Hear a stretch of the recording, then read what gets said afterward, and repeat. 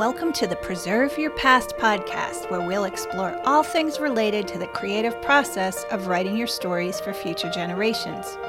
I'm your host, Melissa Ann Kitchen. Author, teacher, speaker, and coach, I believe that your personal history is a priceless gift for family, friends, and generations to come. Whether you consider yourself a writer or not, we are discussing the topics that help with every step of the process, like how to mine for the juiciest story ideas or how to refine them into polished final drafts you'll be proud to share. Let's face it, sharing your stories can be overwhelming, but I've got you covered. We all have a lifetime of memories to share, so why not save yours to pass along? Let me help you leave your lasting legacy.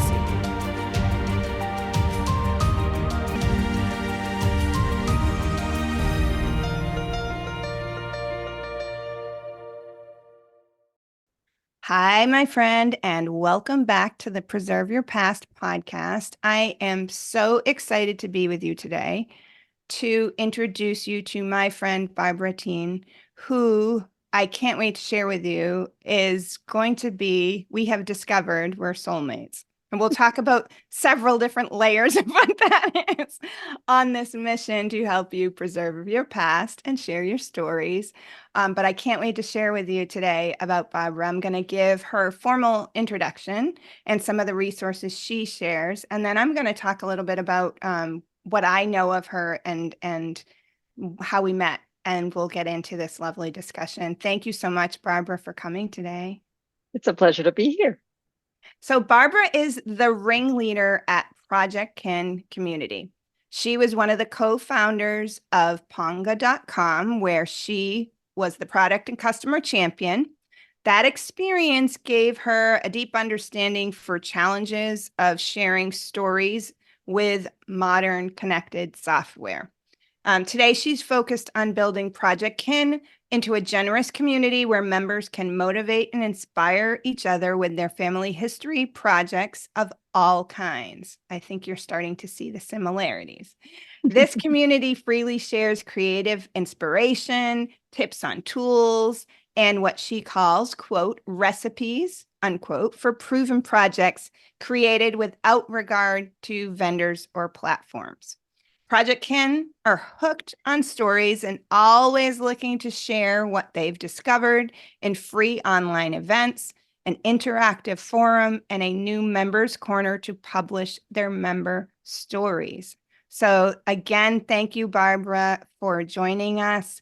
I just wanted to let everyone know, so when we're doing episodes like this, I do have a chance to connect with people, but Barbara and I were just introduced by someone else.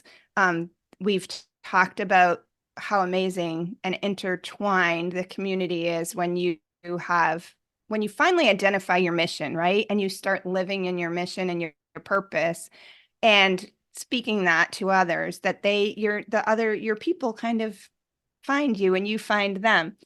So I love the reason why I wanted to kind of pull this out. I love that you have gone from looking at this in a way that I want to pull out that without regard for vendors or platforms, because a lot of times when people hear family history or ancestry or things, they're thinking of all of that software or different places where they could put their stories or that. So I love that this is without regard to that, but I also love that you're sharing all different ways between the forum and your events and your members corner. So please, can you share a little bit about how you got, well, first of all, how you got to started with family history, what led you in from, what you can tell a little bit about how Ponga led into Projectkin and what your purpose and your mission is for that.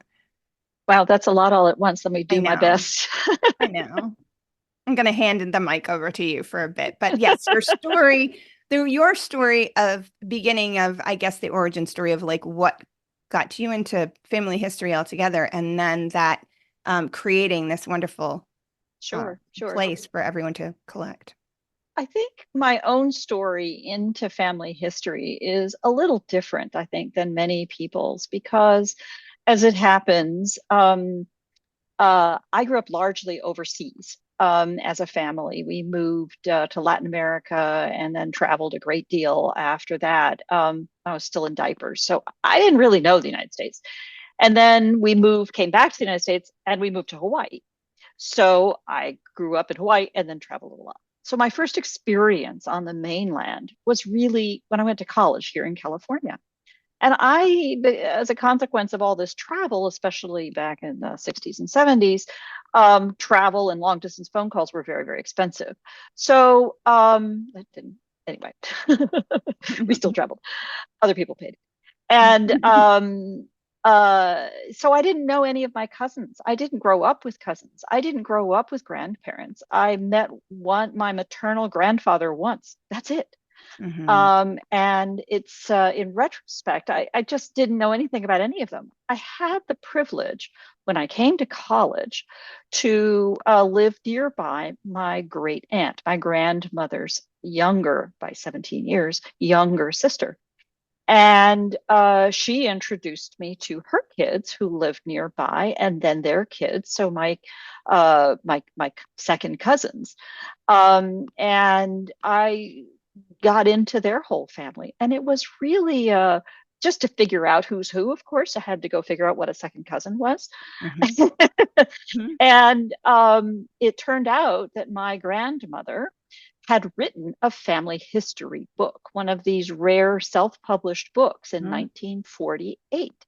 And frankly, I don't think any of us would be offended to say it's not a great read. it's it's a lot of begats. Um, but it has this thread through it. Now, of course, at the time, I didn't understand what attribution was and all of the documentation and any of that. But just reading it, you can see that she talks about visiting parishes and records and cemeteries. I mean, she's actually done something. I just have none of the notes, none of the Mhm. records. Mhm. Um, so that was just always there, and it became the occasional reference point when we're related to X or Y. Then fast forward a misspent youth in technology. I'm actually a dyed-in-the-wool nerd, having studied, as it turned out, East Asian studies, art history, and anthropology of mid-19th century Japan. And I'm a terrible student. I was very poor in the language. I struggled, but I was not very good at it. It did require a lot of nerdy skills, which I did acquire. I then later applied those nerdy skills into a career in networking and telecom, which back in the 70s and 80s, 90s, turned out to be a good place to be because in many ways, so the internet, as we know, dates back to really the 50s. Mhm. The World Wide Web itself was just in the early stages as actually local area networking became a thing. And then wide area networking, which we used to call it, became a thing in terms of interconnecting uh, homes, offices, and Mhm. so on in a practical network thing. And then poof, we had this internet thing. So all that time, I found a role for myself in product management, which is, I suppose, I not thought about it this way, sort of storytelling Mhm. between engineers and sales and marketing, but really the customers. What is it the customer really wants and why? And as Dr. House used to always say, people lie. They don't tell you the truth. They'll Mhm. tell you they want feature X, which is what the Mhm. competition has, but that's not really what they want. Mhm. So I learned just to ask questions about what's the problem you're really trying to solve. What are you trying to do? Why? And that, I think, I've lucked into it. I had good mentors along the way, but that sense of really peel back, scratch the surface. Why? Why is this important? What are we trying to get to? And, the world of telecom is full of facts, not to mention a lot of acronyms. So the facts are foundational. Without that, packets just don't get through. And so that idea is not new, but finding those pieces. So in my own story, it turns out, I think, coming back to that idea of travel and worlds and culture, all this networking telecom stuff got me through it because what I was really interested was not in the engineering, was not in the bits and bytes, but what was getting out the other end of the pipe. Why were we doing this? Well, we had to do all of that to get there from here. So it was interesting. And I learned fundamentals like it doesn't matter if I just sent a message. What matters is, was it received? And then did I get the acknowledgement that it happened? So that's the cycle of communications, as opposed to strictly I spit in the world and nobody heard me. Um, I started focusing on that. And then I started realizing that as I had all those years been worried about packets flying around, suddenly when I got my Macintosh, my iPhone, in 2000, June 29th, 2007, I bought it for myself for a birthday present. Um, Here was a network device with a camera. Mhm. It was terrible at the time, but it seemed pretty cool. Mhm. And I started suddenly to think about how a digital device with a network attached was Yeah. like packet smacking onto a surface and telling me what it looked like. So every one of those was a packet. So it could go backwards and tell me what they were thinking. Well, no, not quite, but why not? So that was kind of an idea that I just obsessed about for several years, eventually starting a company that became Ponga. And Ponga, from the Spanish word poner, which means to put, was about putting stories into a picture, putting that ideas, getting into that picture. And we created ways at first to just put any kind of content from anywhere on the web into a picture to the point that it's embedded, which was pretty cool. That company didn't work, didn't make it. We folded it, bumped into some other co-founders, founded a new company to build on that technology. We acquired that technology and added in the magic of facial organization, organizing your photos by the people who are in the photos. Notice I didn't say facial recognition, because Mhm. that's a separate thing. That's a separate step. Mhm. So first we were looking at all the pictures that you just uploaded, matching those that appear to be the same person, putting Yep. together, putting it in front of you, you Mhm. recognize, put the Mhm. name, any name you want. And then you move your mouse over the person's face and the name you gave it appears, and that name appears in every other picture of the person. It was very, very cool. People loved it, just not Mhm. enough of them fast enough. And, business is many factors to have it Mhm. take off. Perfect. And what I found, we also released the software in the middle of the pandemic, which was quite the challenge, and all of those other kinds of factors. As we made the business decision to take the platform offline, I said to my co-founders, hey, there's something really special in this. The people who come to our events over and over, then they've become not only become my friends, but they get me. Mhm. So, so if you don't mind, I'd like to give them an off ramp. So at first I called it post Ponga. I had no idea what would happen. I wanted to keep this going, to keep the band together. Mhm. And so we did. And we had the rare benefit to be able to take the platform offline while we could still afford to give refunds, to return archives, and to invite people somewhere else. That became post Ponga. I'm a little embarrassed by some of the things I wrote early on as we were figuring it out. We found any kind of platform I could find to host the forum components of it, the conversational bits of it. I knew events had to be an important part of it, and how could I do that in a way that would be self-sustaining? By late summer, just last year, I had one of our regular members say to me, what is this Ponga thing you keep talking about? I'm like, okay, we've moved on. And I had to come up with another name. It was actually our membership that I tossed a few names around, and somebody came back and said, you know what? You're always talking about projects. Maybe that should be part of the name. Mhm. And that ultimately led to Projectkin. And what I love about kin, of course, and you've seen this in the language I use on the site, is not only is kin your people, also not specific to bloodlines, which I kind of Mhm. like, Mhm. but it's your people, and it's also all of us together. Mhm. We have a That shared set kinship. of values. We Mhm. have a kinship, exactly. Mhm. So sometimes I'm sort of getting a little flippant now, and I refer to, hey, Project Kin, but that's why. And so that's what Project Kin has become, is this place to share that. And the other thing that's really important, and you sort of mentioned this, is that platform independence. I have to tell you that after a career in technology, more recently, 12 years spent building a software platform, or we would have heated arguments about a difference between a platform and a tool, for example. Um, I have a really, I'd like to say sophisticated understanding of what a platform does in terms of bringing people in and trying to keep them. Because frankly, that's a business model. Hey, I totally respect it. But I'm also defensive about what we as users of these tools, and by that I mean everything from the phone to the lights to the computers to the software that's run on top of them. What are we? How are we using them to accomplish our objective, our why, our purpose? And that's where, again, from my technology background, I am intense about things like standards. You could not have the internet today without the IEEE, IETF, and the W3C, all of these components that have defined standards, protocols, JPEG, MP4, MP3, all of these things that have defined standards to ensure interoperability. So it's sort of the opposite of a platform. When you pull your things into the platform, they don't want to give it back. Yeah.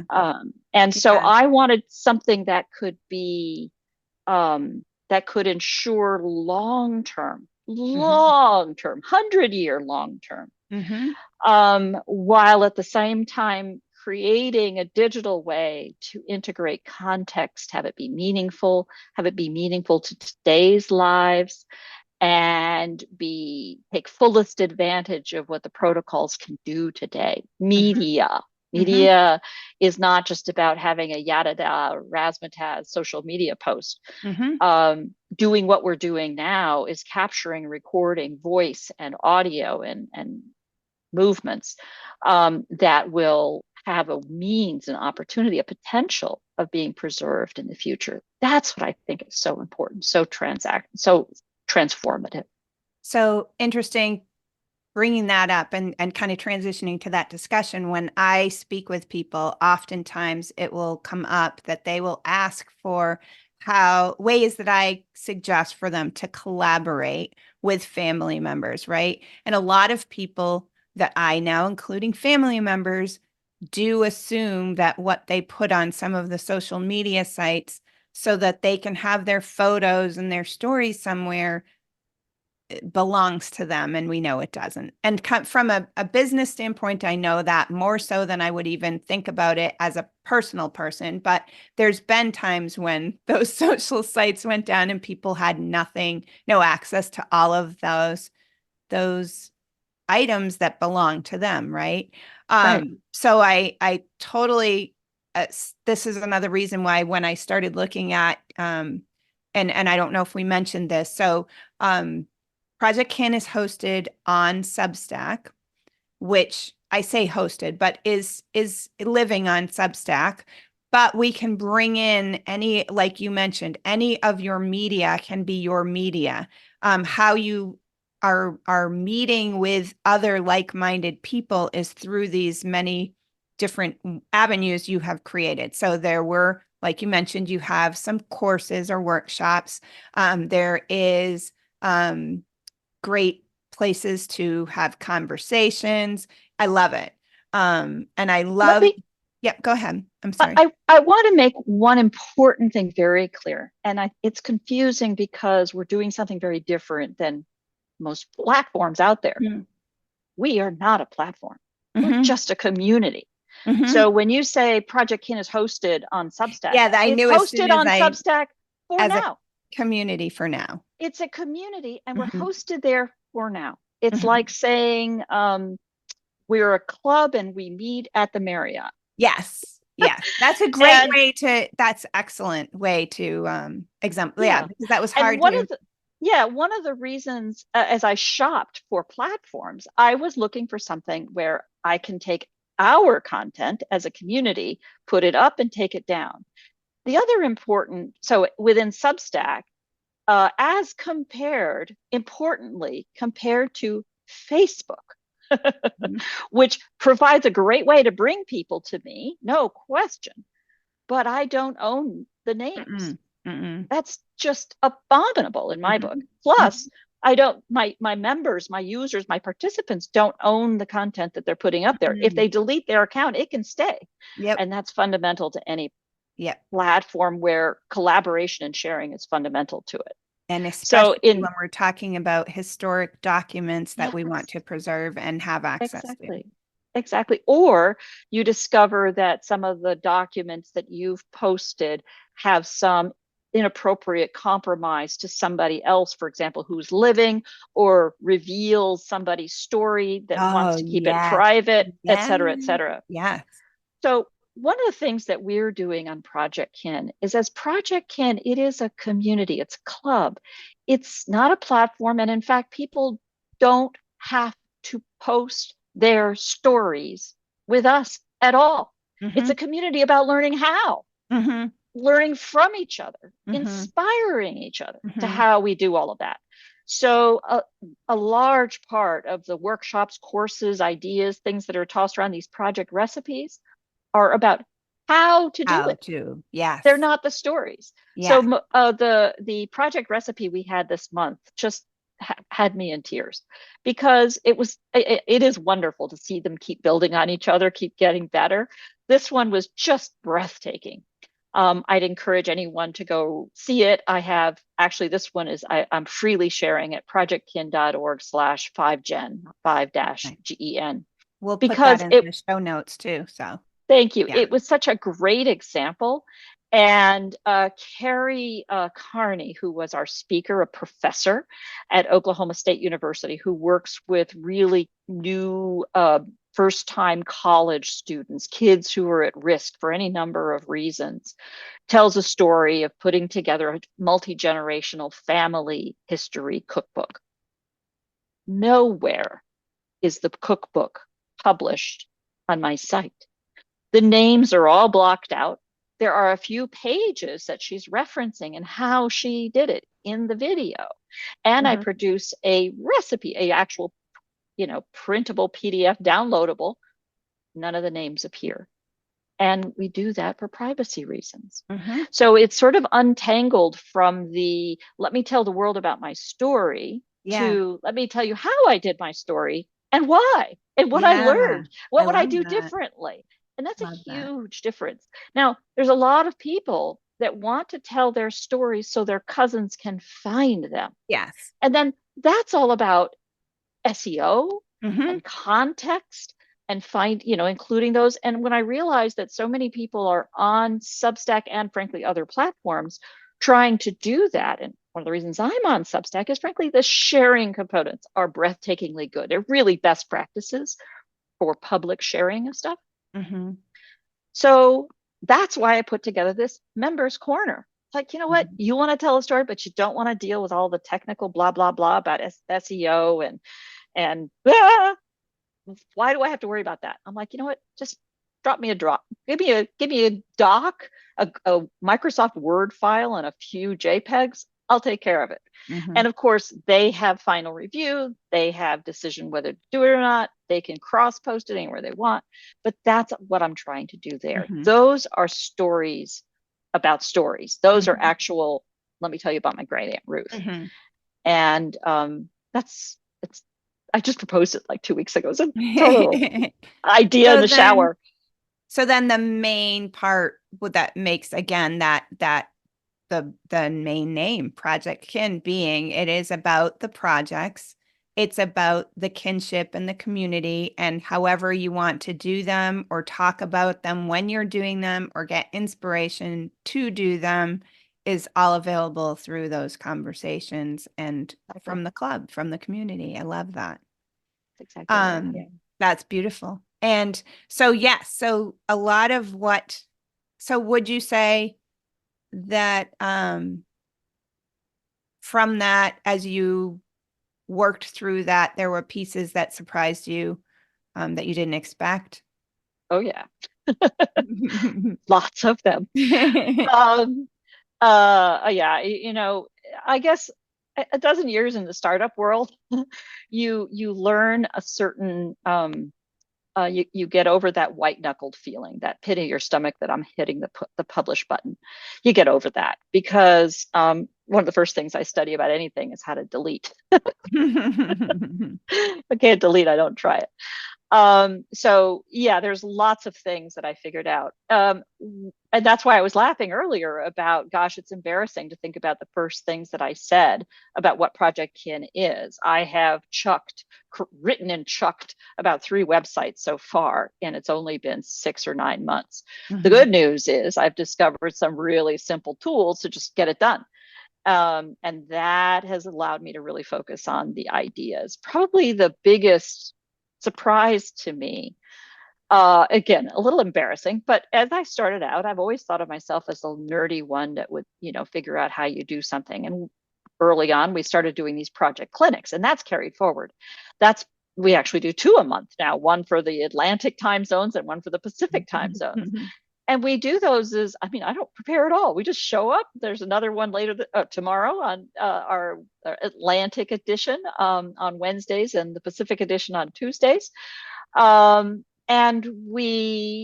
people come with ideas. I don't know how to do this. So I have my grandfather, and he wants to tell these stories, and I don't know how to capture that. What would I do? So then we talk about, do you want to do a video or do you want to do audio? Is video awkward to get? Have you tried doing a Zoom session? It's a great cheat to get a movie studio and record them, and they don't notice it, et cetera, et cetera. So that's what those are about. So I kept thinking it was all about technology. And then a dear friend of mine from college, from grad school, reached out to tell me about a new project that she's working on. She's finished a first memoir, which was a hit. She's a journalist, a beautiful memoir. As a matter of fact, it's right here. Memoirs of a Mask Maker, Catherine Graven. And she is working on another story. So I said, ooh, could you join us? So it's a fascinating story. And she said yes. And then all of a sudden I said, wait, there's no tech in this. She's a writer. She's a published, established writer, doesn't give a hoot about technology. And she's working on another memoir. What's that got to do with us? It's got everything to do with Everything. us. Because she is a very experienced storyteller. She's not only a journalist, she has been teaching in at Columbia School of Journalism. She gets at stories and crafting a story. And now she's working on another one, having found success with her first one. And I realized, oh yeah, we are family historians hooked on the story. Stories. Yeah. Like to paraphrase, or to break Mark Twain's never let your school get in the way of your education. Don't let technology get in the way of your story. And so often we sit there and say, oh, I want to be in family history now. Let me go to Ancestry. Okay, you can push a button and AI will take care of the story part for you. Okay, I'm done. I think you missed something. Yeah. You missed the heart. Yeah. You missed the heart and soul. Yeah. We missed the why. Because if one of our great writer, memoir coach members named Karen Ray joined Ponga for one of our events a long, long time ago. And I'll never forget that. She went around and in showing people how you could tell the narrative of someone's life as that complete, absolute, perfect string of events that happened, like a diary, like a person tracker that did every single thing they ever did. First of all, is that interesting? I don't think so. I know. What about it? And it's the what about it that makes it a story, not only interesting, but it also gets to the life. It gets to why it mattered. Why are we here? Yep. What does it do? That's exactly where you and I intersect also. And talking about evolving as a purpose, when I first started, it was about written stories mostly. And now I'm realizing that stories come in, like preserving our past, preserving those family histories, our personal stories can take many forms, right? It's always going to be about the story, but the story might be initiated from an object or from a memory surrounding a location Or so then it became, that's what I love, even being a former teacher, the word project that you have in there. I mean, we did in November, we did recipe story starters. And one project that I work on with clients is collecting their family recipes and working on the stories behind or around or because of those recipes, right? Because once we gather and we look at things, recipes are so universal for people. That's just one item. But there's so many ways you can take in your world and your artifacts and create something that's comfortable to you and tell that story without Yeah. even necessarily being a master storyteller. With a few, I think you nailed it. It doesn't need to just be step by step by step by step by step, which is one of my mission parts. Or I've used the word mission a lot, but part of what I've worked on with my listeners and in the podcast and in my classes is how can we make those stories interesting? How can we make them feel more real? To be better stories, to be more apt to be received by our family. So it's Yeah. not just factual stating of history. So that, what are the ways that we can create better stories around whatever the project. I love the project piece of it. That's something that I also have like definitely worked on. My themes per month are based on things like that and coming up with like projects that you can bring into your everyday. Yeah. You are a teacher. But I love so that talk that then to tell again for everyone on here to then talk about our similarities, but then thinking about the differences in that I am the teacher, right? So my platform is let me speak to you, let me teach you, let's do it together. But the community that you're creating in we could then go over to Projectkin and be doing all that, then people could be over there saying, how can I'm doing this. Have you done this? Or, that same Mhm. conversations we're Mhm. having within my Facebook group as we speak. That's kind of where those conversations are happening or through email. But it is interesting to see there is so many ways that you can find people that are doing what you're doing. And that's Yeah. only going to help you as you Yeah. begin the process of being more doing it more often and sticking with it instead of just Yeah. a lot of people feel overwhelmed, don't know how to maintain it for the long term when they want to work through Yeah. a project. Yeah. I think so often people come into this feeling like it's a chore and an obligation. Hmm. Oh, I got all this stuff. Well, that stuff you can actually sort of see it. And it's like it's my burden. I got to do it. I Hmm. have to do. And so when we had facial organization, yay, computers will do it for me. Um, and yes, I like as I've evolved on this myself too. Maybe I'm a recovering nerd. Well, anyway, I think of this as not about there's one whole part of it, which are the facts. Hmm. It is important to get the Hmm. facts right. And you know what? Technology provides so much more of the facts today about living people and even access to the facts that are knowable about Hmm. people who have passed generations ago than are ever possible, ever Hmm. have been possible. And there's every reason to believe that that will continue in the future to even greater degrees of depth.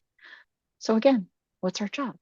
I think our Hmm. job is in like a historian in a Hmm. micro level. It's about wrapping context around it. Around you Hmm. talked about picking up an object, picking up an object of meaning right next to you. That was in fact a little exercise that same memoir coach Hmm. did.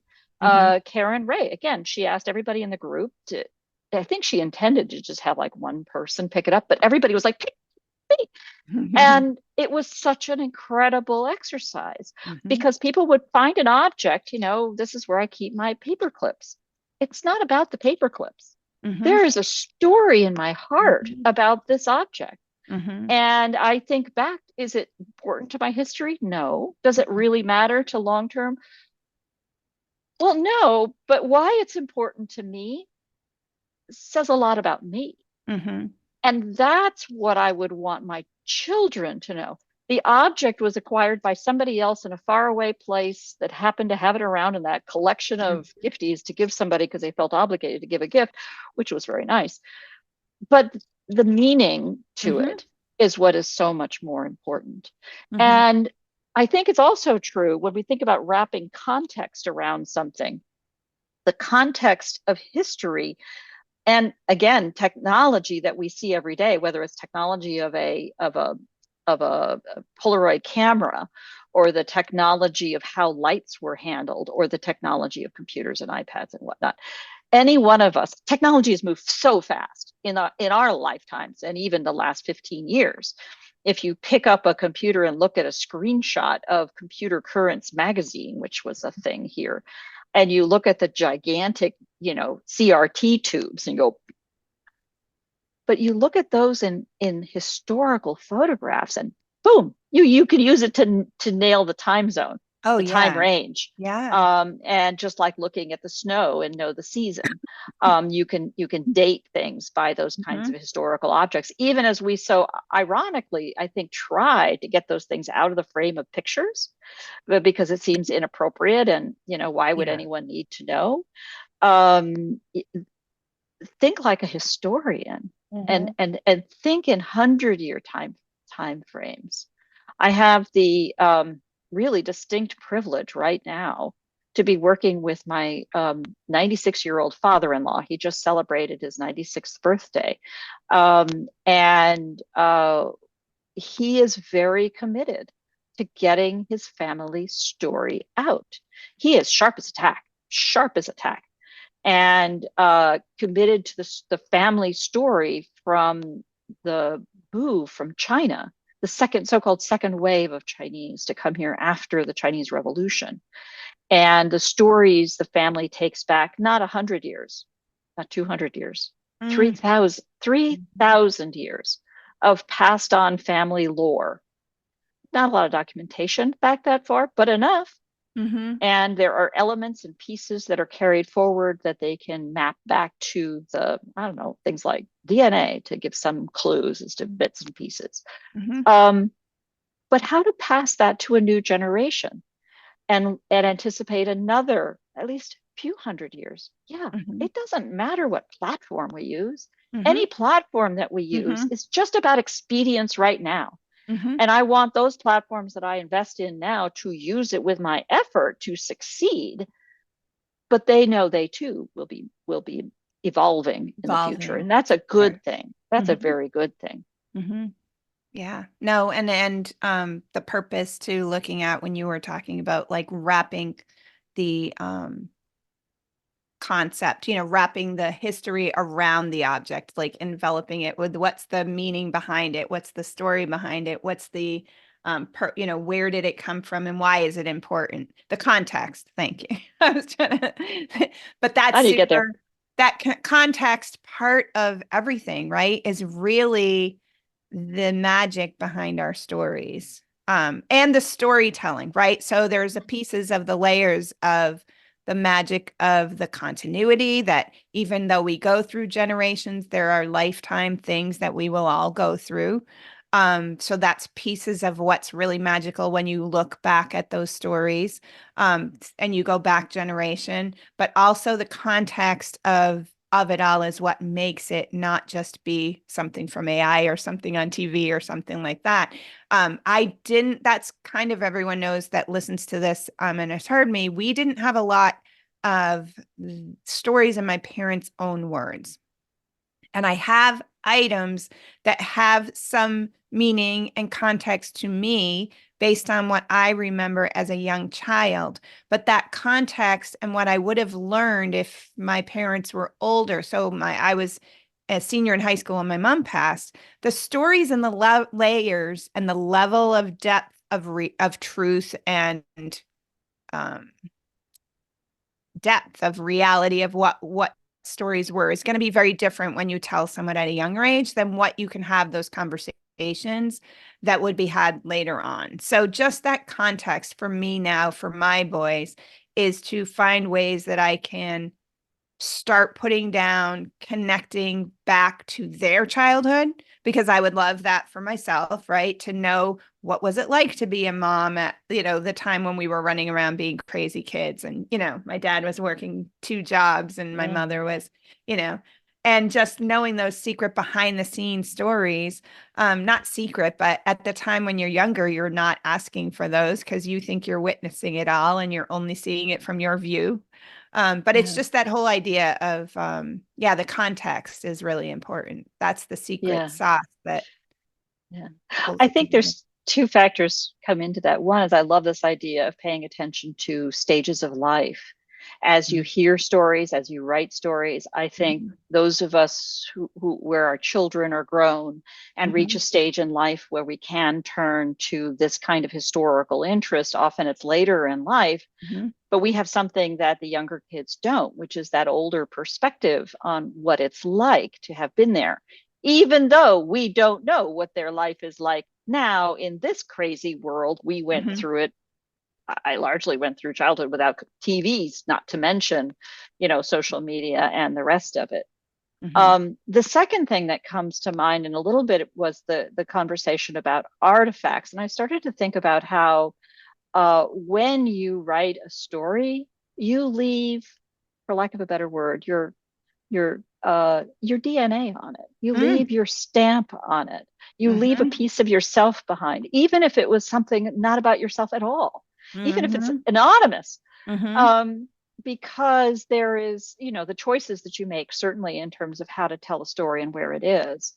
But there are pieces of yourself that you leave along the way, even though that wasn't at all what you were trying to do. Mhm. I lost my mom. We talked about this. I lost my mom just a couple of years ago. She was an important part of my story for Ponga, and for a number of reasons, not the least of which she found her way into being my model. A Mhm. lot of pictures we have. So here, what if you sat with your grandmother? Mom, do this. um, and I was, there's a lot of ways now I look back at those pictures that, yeah, I kind of took for kind of promotional reasons to sort of tell a story of what if I was selling a platform. But it takes on a whole new meaning now, looking Mhm. back at those. And I Mhm. was thinking about how I'm actually, there's a few bits on our site that include my own family pictures, Mhm. not very many of them. Mhm. And I hadn't even thought about that, but I think the reason for that is I felt very strongly about using actual family photos, not generic, Yeah. clip art. Um, and I still feel strongly about that. But I think it I'm very private about my own stories, and I'm very serious about wanting to keep those things Mhm. private and keeping a Mhm. way to keep those private. So now that we're actually talking about telling the stories, I can tell you about how I do it, but I'm not sharing my own actual stories Mhm. because I think I used to say in pitching why Ponga was private, the story that you tell in your living room is a very different story than the story you tell at a microphone at the town square. Mhm. One's performative, and it should be. Mhm. Um, and yet, so much of our technology has, for business model Right. reasons, focused on the public Mhm. because the entirely wonderful place to have those private conversations doesn't make anybody money. Mhm. That's okay. We got it. The servers are expensive. I got to tell you. Mhm. So having understanding where that slice works and why it works that way Mhm. isn't about good and bad.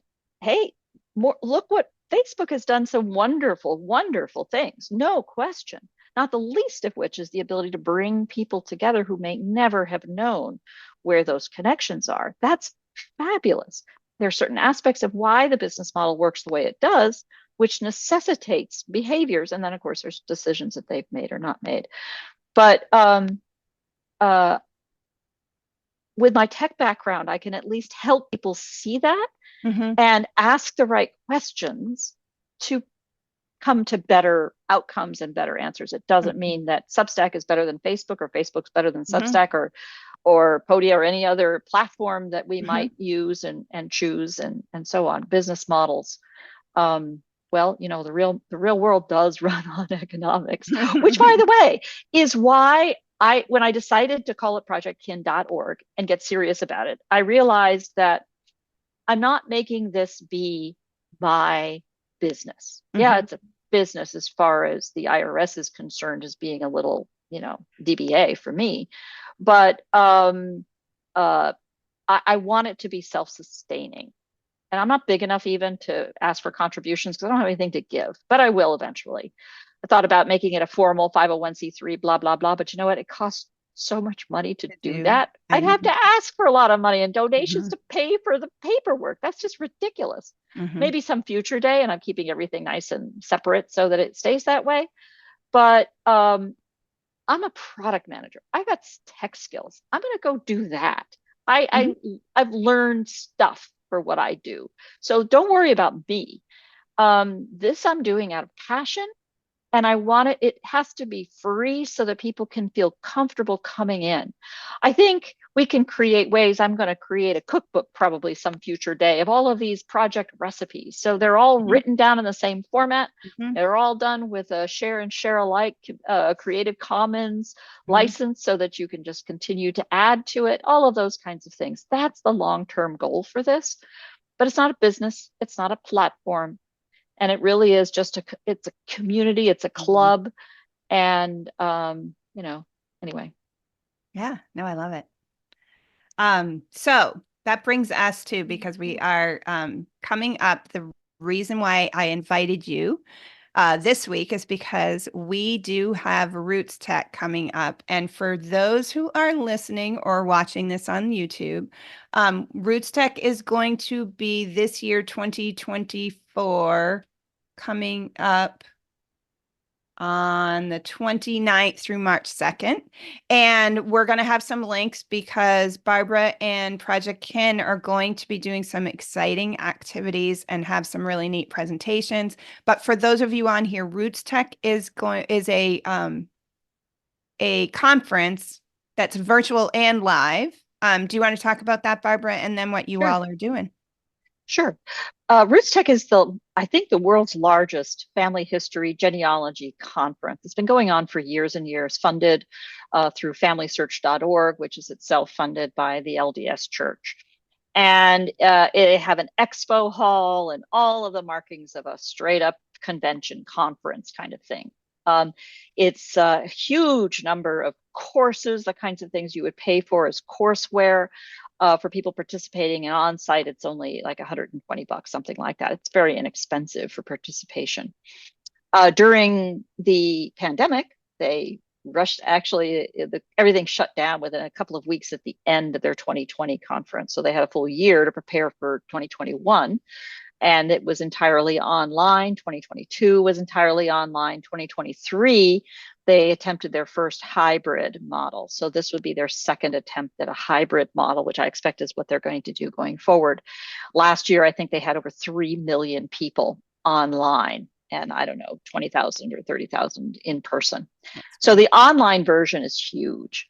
And that's Um, free, right? The online is Online is free. completely free. Yeah. You just sign up at rootstech.org, and you have full access to all of that, which is really kind of awesome Be if you're amazing. at all interested in family history. And even if you don't have time right now, just sign up because you get a full year of watching anything.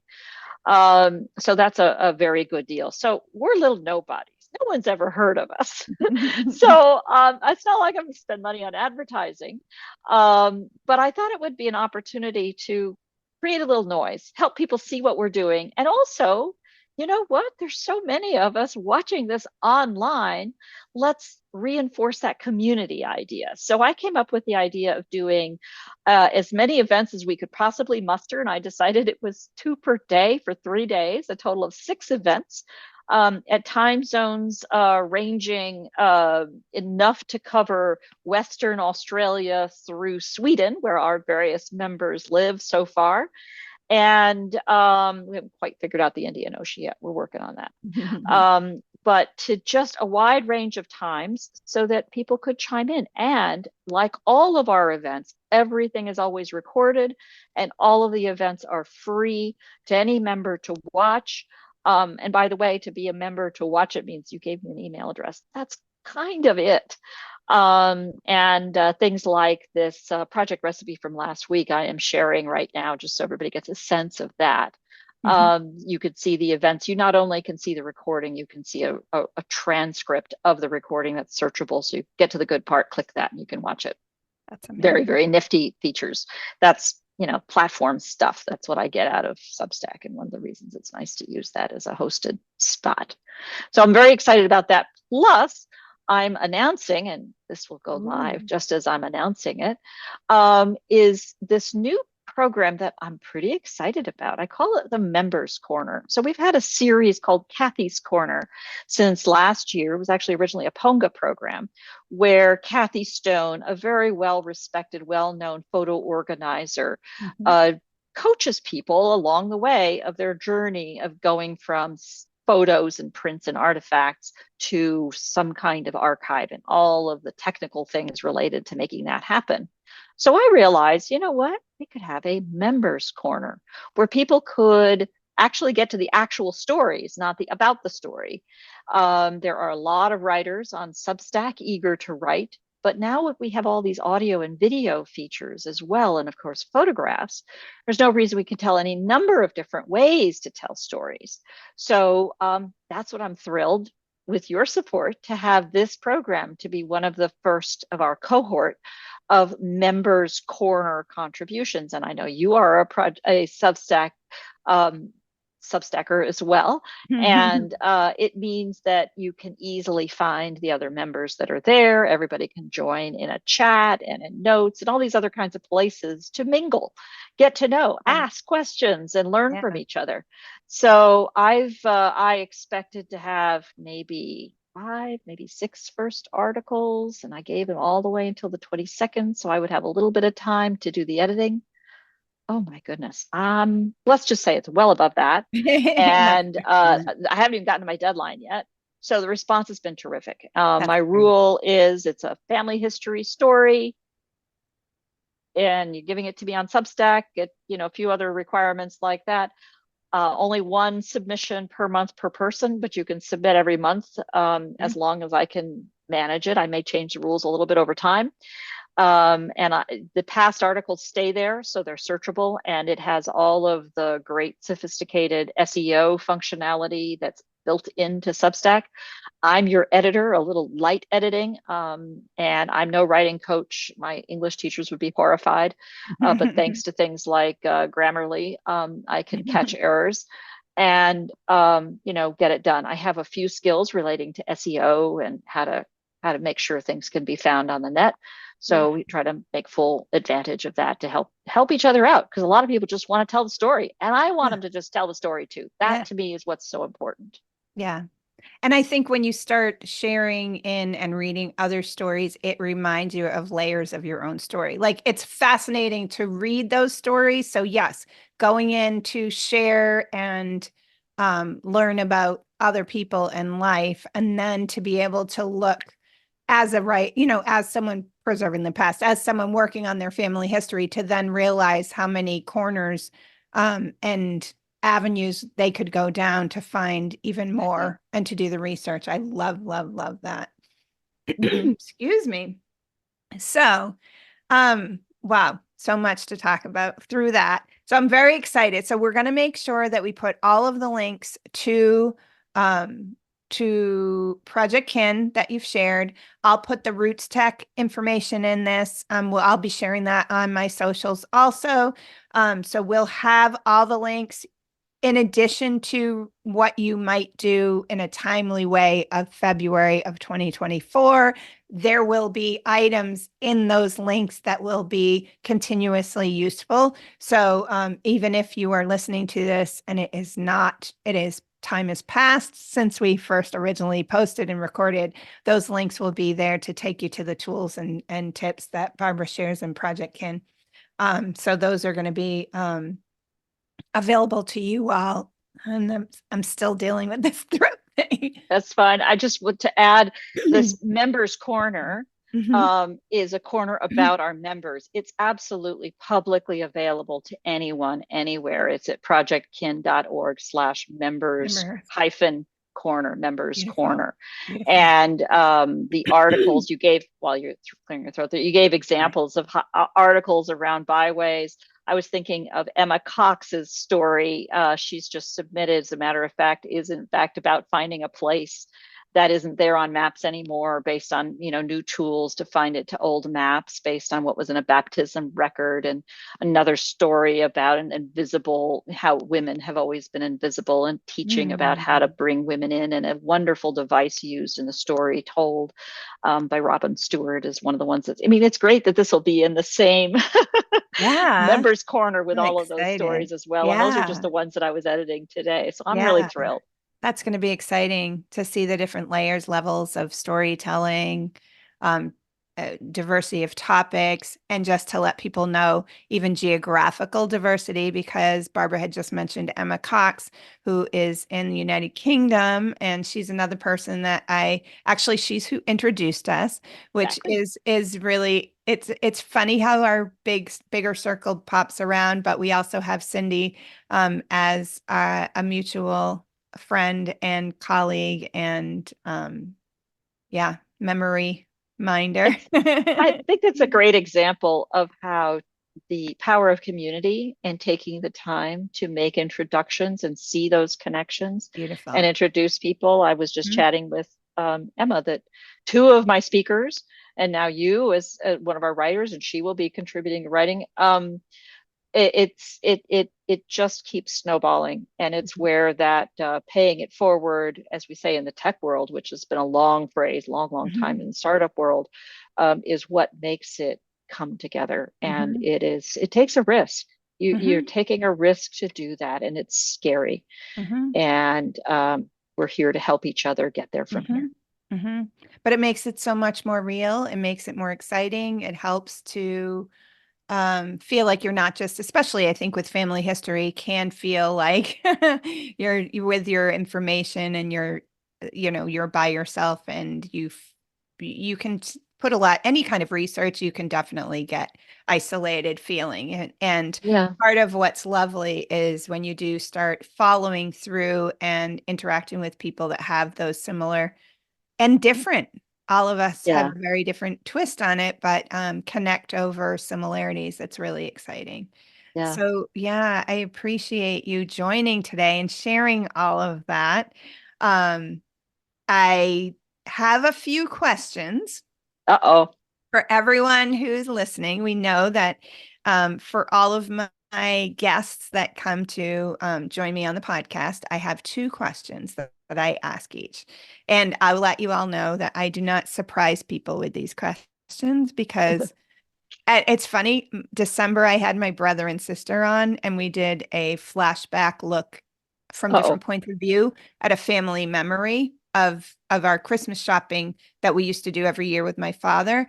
And we each gave memories like talking about five senses or visuals or did we do this or what? And we took turns, so we were listening also, which is another important part when you're telling. It's always also to receive and listen. But when I got to this part, neither of them could come up with it. They were like, "No, that's too much." So I said, "Well, I always give people an option to think ahead. I don't want the listeners to think that that I am doing this at the last minute." But Barbara, do you have a story that's from your past that you wish you knew, but it's just one that was not preserved and you don't know what that story? Yeah.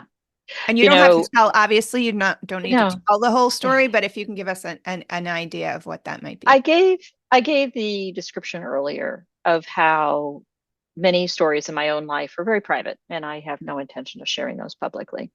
Um, but key parts of my own family history and story relate to those secrets. There are stories that are unknown. There are stories that Mhm. are secrets. In my Mhm. family, there were, as it turned out, several secrets. Um, and the details almost don't matter to the rest of the world Mhm. because now I know actually this is pretty common. The 50s and 60s really did a number, especially on women. And it relates to divorce and children and out of wedlock and stuff like Mm-hmm. that. Mm-hmm. And those facts I have since unearthed and had the adulthood to be able to wrap my head around and understand and come to terms with. But I would just love to really understand. There is a story of a drive my dad and my mom took uh, before they were married that I just would love to know what happened in that Mm. conversation. Mm. Um, and, you know, it's like this scene in a movie, as I've heard it told. I want to hear that movie. And I never Mm-hmm. had a chance to do that. Mm-hmm. Lost Mm-hmm. my dad now. I Mm-hmm. don't know that story, but it's the kind of story that is laden with emotion Mm-hmm. that will be told from multiple perspectives. I will never know the full story. Mm-hmm. But now in time and history, it's going to take on these multiple layers, which, by the way, we're going to come back to that different views of the same story. Mm-hmm. Uh, you know the movie Rashomon and the Rashomon effect, which is a samurai movie all about telling the same story from different Different voices. points of view. It's a Wikipedia thing. We'll talk about that Okay. later. Okay. That's going to be a future project. That will be a future project, and we will definitely That's be talking. yeah. You had another question? Yes. So the next question is of your stories or family stories that you want to the story, but you want to preserve it and make sure that that story is passed along. Yeah. And this is one that I feel like I don't even have the maturity and experience and storytelling skills yet, but maybe one day I will in all of this venture. I mentioned casually that, you know, we lived overseas a lot when I was a kid, which is true, Latin America mostly. And I came back to the United States um, on April 5th, 1968, having lived overseas pretty much into memory. I was in diapers. We moved to Latin America. And I arrived at Dulles Airport. My family and I arrived at Dulles Airport the day after Martin Luther King had been killed. I had all kinds. I mean, we were on Pan American Airlines. I was coming to the United States of America. I had such visions of what this experience would be, and it was not what I expected. Mm-mm. And I didn't know who he was. I had no idea what this was all about, what the problem they were all talking about was. I just couldn't even understand it. Mm-hmm. And the experience of processing that and understanding it. And then, by the way, about less than 60 days later, we packed up and moved to Hawaii, Mm-hmm. which had been a state for less than 10 years at that point. They became a state in 1959. And it was just whiplash to put Mm-hmm. all of those kinds of things together and Mm-hmm. understand that. Mm-hmm. So I don't have the skill set, the cultural understanding, the subtlety to handle that story with the respect it deserves. I Mm-hmm. still get goosebumps and tear up to watch, you know, King's speeches, to understand the context that was happening at the time. Mm-hmm. Uh, those are the ways that those periods of history start to, you know, send tingles up my spine. Mm-hmm. Similarly, moving to Hawaii, which, you know, Vietnam War was a complicated thing for the entire country. The whole year of 1968 was also It remarkable was in many, many ways so for many. those of us. Yeah. And the Vietnam War meant a lot to someplace like Berkeley, where I live today, that I didn't live here then, and I don't really have the context for it. It was years later that I came out here. But in Hawaii, where this was the last place many soldiers were before they shipped off to war, it was the Mm-hmm. first place they came back to or were on R&R. We Mm-hmm. saw it everywhere. Mm-hmm. And we live very near Kaneohe Marine Corps Air Station. Well, it's now Marine Corps Air Station. I think it was an Air Force base at the time. And it was yeah, it was an experience that was very real. And I was, you know, 9 is an amazing age. It's just when you look up to the world and you know, the Mm. fifth graders, fourth graders, sixth graders, that age before adolescent hits you. And yeah, it was remarkable. Then, of course, we still traveled a whole lot more. But Yeah. Well, I think you bring up an amazing point that I love to think about, and this was something that came up in that conversation with my sister and brother. When we talk about those memories and we look at our own history within history, there's layers, right? So we can do the research on the history, and then telling it from our viewpoint of a 9-year-old is something still to be honored and explored, and even that to be preserved of what did I feel or what do I remember for what we can remember, right? Because that was the other piece that came up in our conversations as siblings was what do you remember? And we remember different pieces of it because when you're that age, all of that sensory information coming in, parts of it are very much photographed on your memory, but not, again, the word context, without the context of really understanding the deeper meaning of maybe what was causing what we were witnessing. I can only imagine, like, again, talking sensory and talking visuals, and you taking that flight, even thinking as I think Pan Am, exciting, I'm flying, you're picturing the women, I'm picturing it 1960s when everything was like, it's America and we're Pan Am and you're welcome and you're coming into DC, and then this. And then Thanks. witnessing the wailing and the pain, because that Hmm. was 1968 was a lot of that. And then again, like you mentioning going over to Hawaii and then witnessing all of that layers of not really understanding the Vietnam War or who these people were or where they were Or with, Hawaiian. or Hawaii. Yeah. Yeah. Wow. So yeah, I think for me, parts of what I like to do is to go back to just look at it very simply from what I can picture, separate, and then do the research around what was kind of going on the Yeah. outside part, because Yeah. it's It, very hard to do both at the same yeah. time. Yeah. It's funny. Today's word, I think, is layers. Mm. Layers and context. Layers and context. Although I can't help but think about Donkey and Shrek. Yeah, the onion. It's Exactly. layers.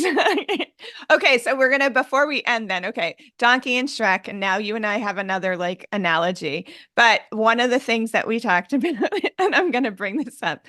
So I often will say to my guests, are there any questions or conversation pieces that you would like to have? And we do need to finish shortly because we're definitely have a lot of meat packed into this one. But one of the ones was as we were talking, and we were talking about our kindred spirits, and I'm using kin and kinship, that I have, always saw myself as kind of this old soul person who loves old houses and old things. And that in my mind, I was picturing myself, when I picture myself as a writer, that I'm going to be the Angela Lansbury and be typing on my table in Cabot Cove doing all my text going.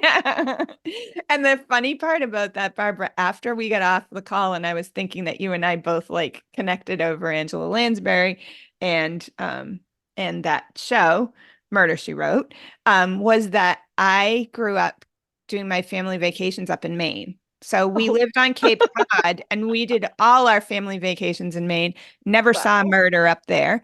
But it wasn't even filmed in Maine. It was filmed in California. Oh, that's Or right. was it Oregon? Wait, was it one of the other northern coast ones? Maybe the Oregon coast, something Might like have that. been Florence. further, not even, yeah, it might have even been further up. But it was funny Yeah. because when you watch them, I'm like, that doesn't look right. It does until they like come to a certain point. And you're like, we don't have those trees out It's here. But like when we watched Hawaii Five-0 in the 70s, we were always yeah. saying, you can't get there from here. Wait, that's not where that road goes. Yeah. So yeah, so now we have our onions and Shrek moment.